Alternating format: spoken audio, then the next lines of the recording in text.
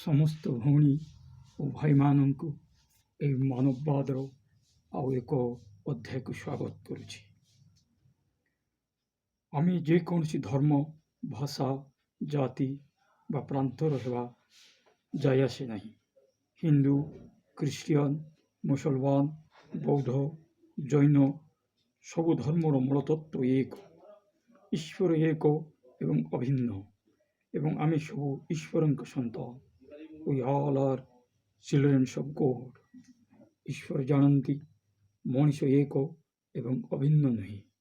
ପ୍ରତ୍ୟେକ ମଣିଷର ଭାବନା ଏବଂ ଚିନ୍ତାଧାରା ଅଲଗା ଅଟେ।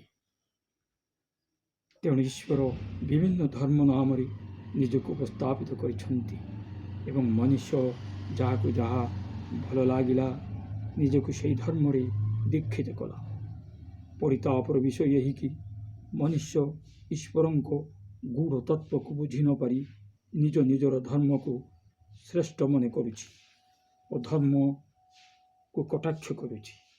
ଧର୍ମ ନାମରେ ଜଣେ ଜଣକର ମୁଣ୍ଡ କାଟିବାକୁ ପଛାଉ ନାହିଁ।